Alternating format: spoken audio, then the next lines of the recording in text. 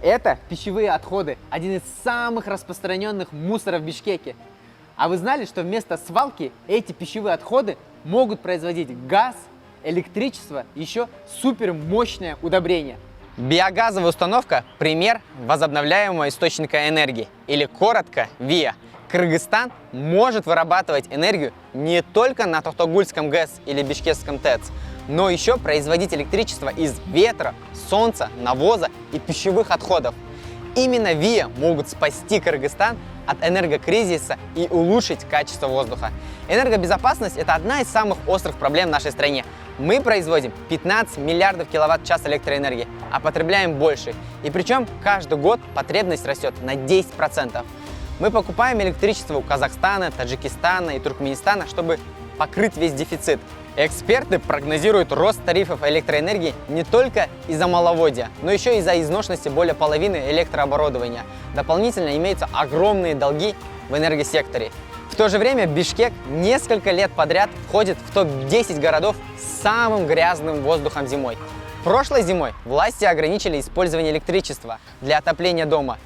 И те, кто не может позволить газификацию, были вынуждены использовать дешевый уголь и бытовой мусор для отопления домов. Но благодаря ВИА власти и бизнес могут обеспечить бесперебойную подачу энергии и минимизировать выбросы. Крупным предприятиям в Кыргызстане пора уже сейчас переходить на ВИА. ГЭС – это не решение. Гидроэлектростанцию Камбарата обещают построить уже 30 лет. Слишком дорогой проект, а строительство может занять до 10 лет. И ГЭС не является источником возобновляемой энергии, так как требует огромное количество воды, необходимой для ее работы. А это все меняет русло рек и влияет на экосистему.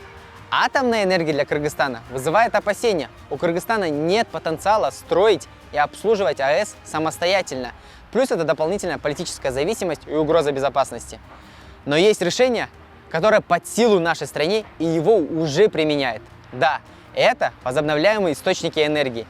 Законы Кыргызстана освобождают от уплаты налогов на 5 лет и от уплаты пошлин, если вы пользуетесь ВИА.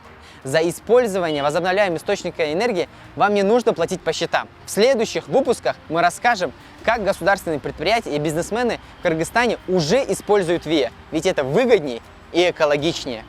Напишите в комментариях, а стали бы вы использовать возобновляемые источники энергии.